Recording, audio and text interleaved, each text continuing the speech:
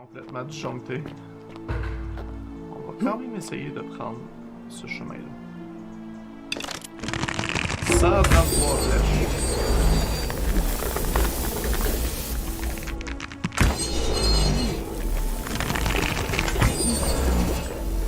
Oh! Ok, au moins on est pas mort.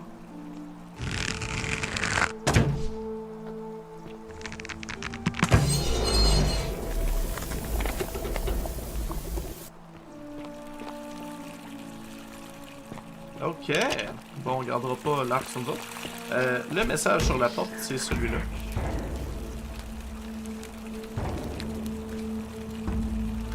Qu'est-ce que t'as dit? Un peu. Un peu qu'on peut retrigger. Non? Ok. Donc. On peut retourner voir DCS, ça peut être intéressant.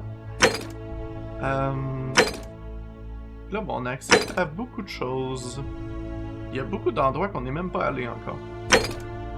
Donc, Rufus, on peut pas. Ça, vraiment, on peut pas. Ulpius est déjà mort. Fait que ça, on peut pas. Et on n'aura pas le choix d'en refaire un loop, de toute façon. Trouver de l'information pour Malleolus. On peut pas encore non plus, ça va prendre un autre loop. Fait que si on peut pas faire quitter Malleolus, on peut pas mettre Galerius. On peut pas stopper Rufus. Mais finalement, on s'en vient pas mal pogné, là.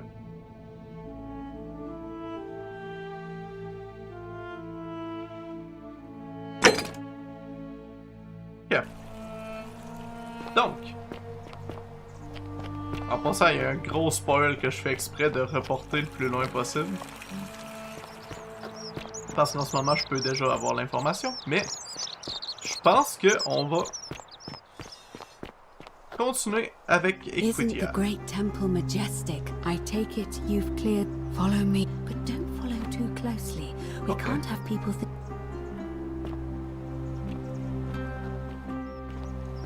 C'est bon, je te suis. Ah. Et nous, on n'est pas à l'heure de l'élection. Hein? Est-ce que Decius est là ou il se cache? Monsieur se cache. C'est sûr qu'on ait l'achievement pareil du moins grand nombre de loups. Puis, ce qui est intéressant, c'est que toutes les fins possibles, on peut les faire, même si on a découvert toutes les informations. Je ne sais pas si vous reconnaissez l'endroit. Mais c'est par où qu'on est arrivé pour découvrir la cité en ruine.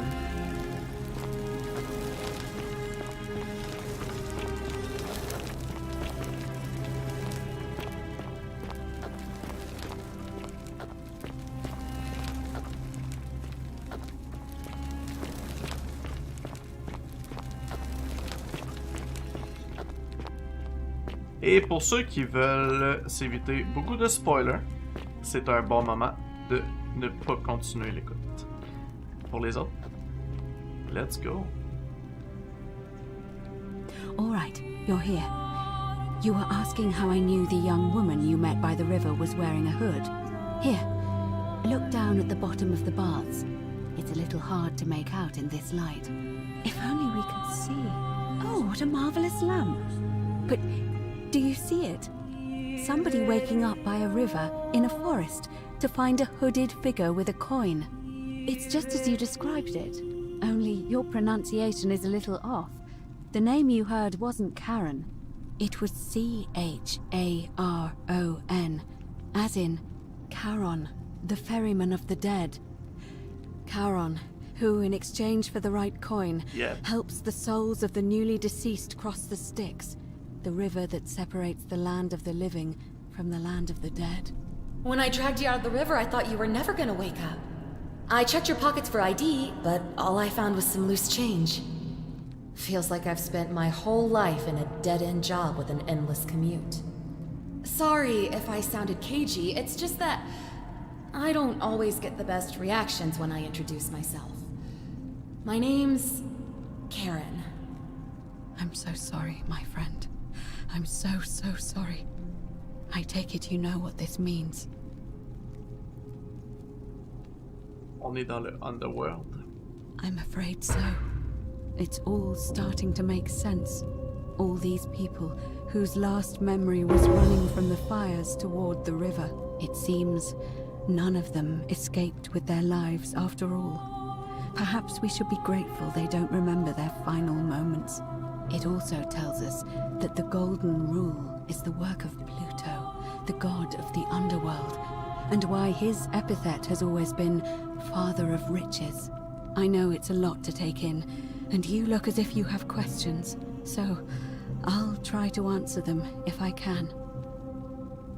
Donc on est mort. That was my first thought too. In the old stories, the underworld was where the souls of the deceased were taken. But it was also possible for the living to reach it without dying, if they were particularly fearless. So I'm afraid I don't know. Qu'est-ce que tu peux me dire à propos de Karen? Oh, I'm sorry. I keep forgetting you're not from here. If you were Roman, or even Greek, you would know these stories. Each of them is slightly different, whether the storyteller was Plato, Homer, Virgil, or Ovid. But they always involved the souls of the dead meeting a grim ferryman named Charon on the bank of a river. It was said that he'd help the new arrival cross, only if they could pay him with a coin, an obol. That's why it was once our custom to bury our loved ones with a coin in their mouths. Charon's obol, we called it. Of course, an obol was a kind of Greek coin, because we inherited this knowledge from the Greeks. The only difference is that they spelled it with a kappa, which I suppose means Kharon, is closer to the original spelling. Une autre chose que on va pouvoir essayer aussi, puis on va regarder toutes les possibilités. Ce que je vais faire, c'est nous mettre en position de pouvoir tester pas mal toutes, je pense. Pourquoi vous avez pas reconnu Karen immédiatement? To be fair, the ferryman isn't exactly as the poets described, and he, she, they seem to appear to different people in different guises. You say you saw a young woman named Karen with a hood, and I once heard Kabash mention a stranger in a ram headdress named Kurti, and Rufius described meeting a stranger named Kumut Tabal wearing an eagle headdress. But whatever form this stranger took, they were always wearing a hood of some sort, and their name always began with a K sound. I suspect the only way you'll solve this riddle is if your paths cross again.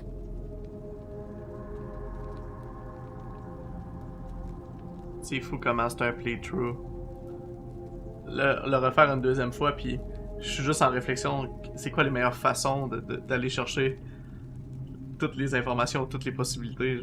Je trouve ça vraiment le fun. J'ai l'impression de réexplorer le jeu d'un œil complètement différent. Même si je connais toutes les réponses, il y en a plein d'autres choses que je veux savoir. Ah, j'aime ça. Tous les recoins, puis... C'est merveilleux. C'est vraiment bien créé. Pourquoi il y a aussi peu de personnes? On s'entend qu'on n'est pas beaucoup dans ce style.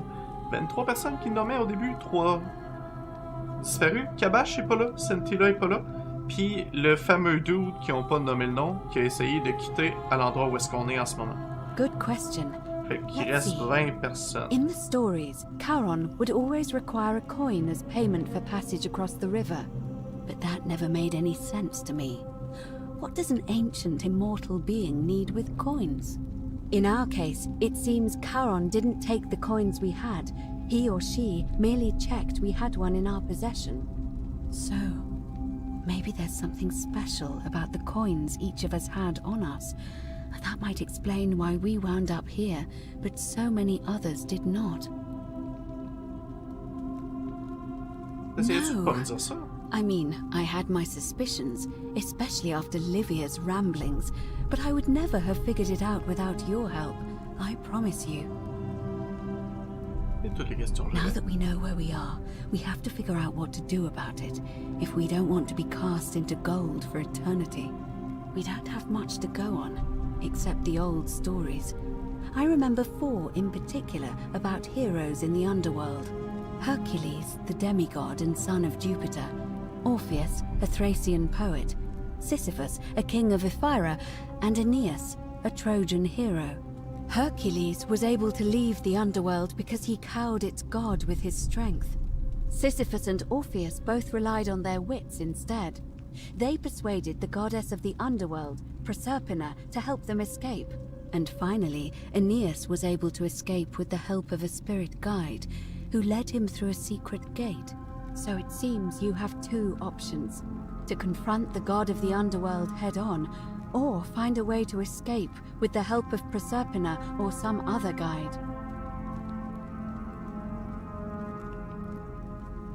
It's a reasonable question, but the problem is, this place is fairly well designed to keep us here. There's no way to climb up the shaft. And even if you could build a ladder big enough, just trying it would break the golden rule. We know that, thanks to the writings left behind by those who've tried.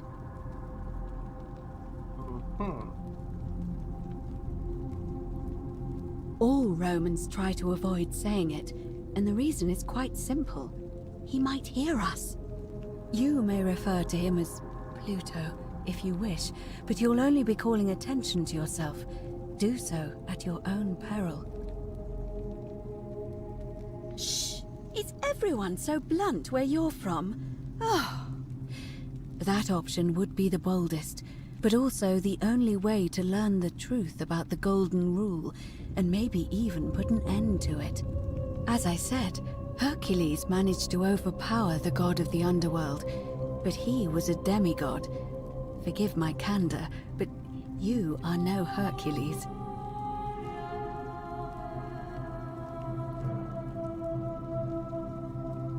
Moi, je peux manipuler le temps, puis tourner tout ce qui est organique en or. Are you telling me that you can?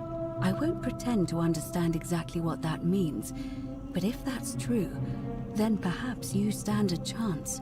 So, if you want to confront him, I'll help you as much as I can. Who knows?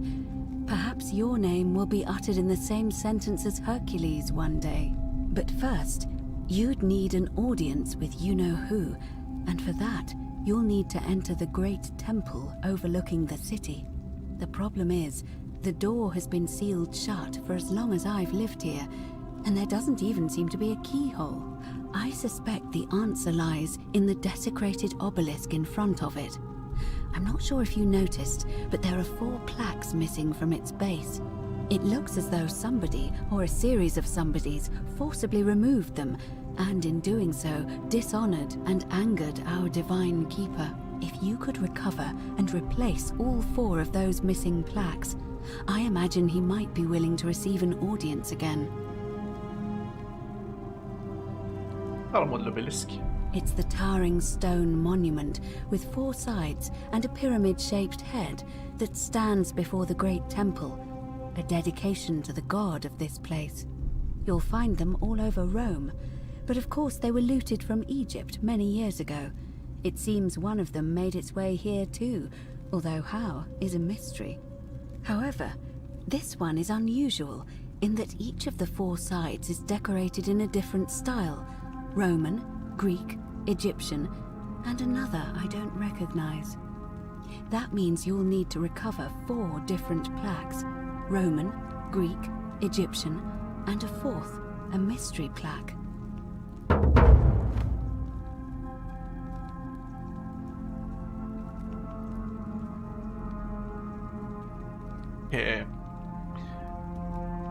La plaque romaine. Good question.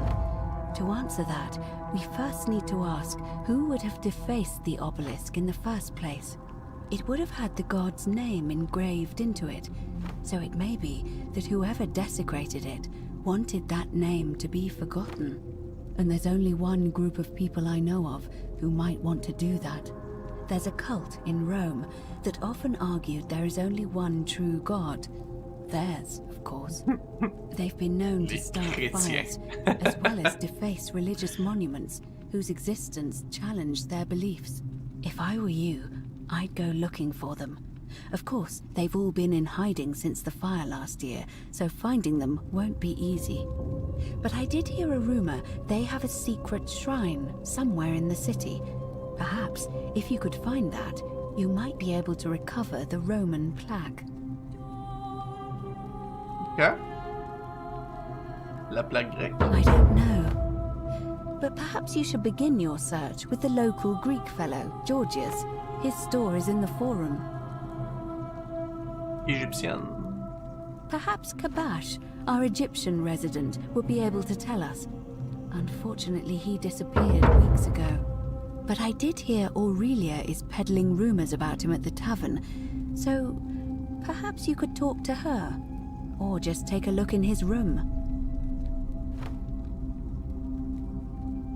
Et la plaque I'm mystère. afraid you're on your own with that one, but perhaps finding the other three will illuminate the way.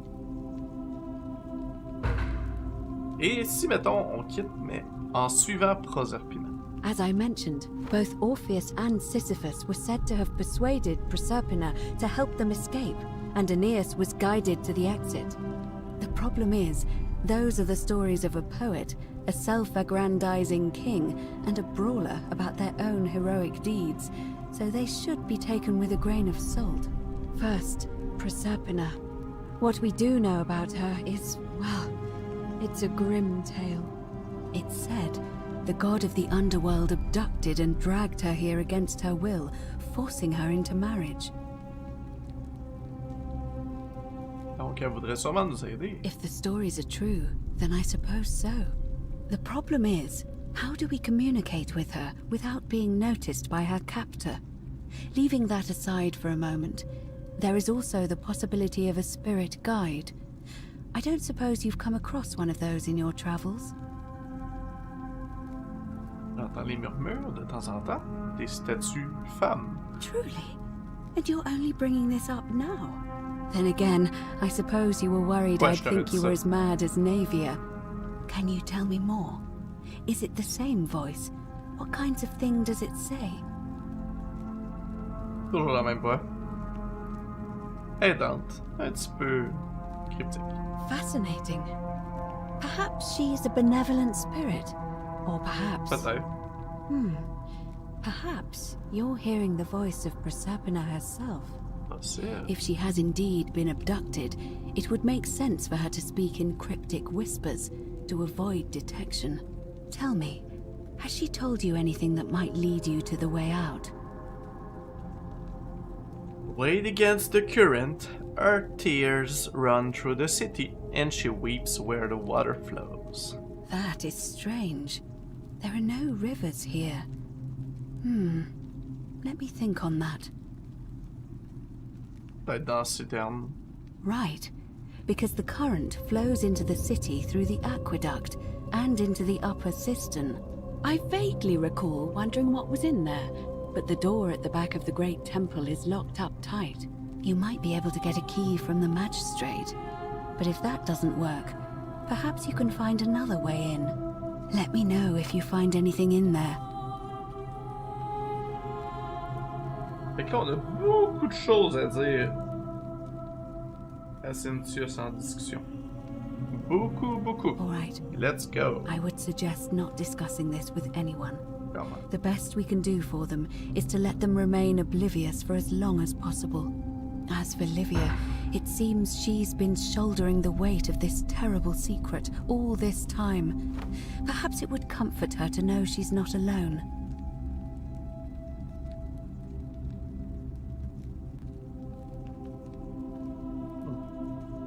In any case, time is of the essence, so you'd best begin. May Fortuna guide you. Although you may not need her with Proserpina on your side. Fortuna. Je me demande qui qu'elle remplace dans les dieux grecs. Bon. Donc.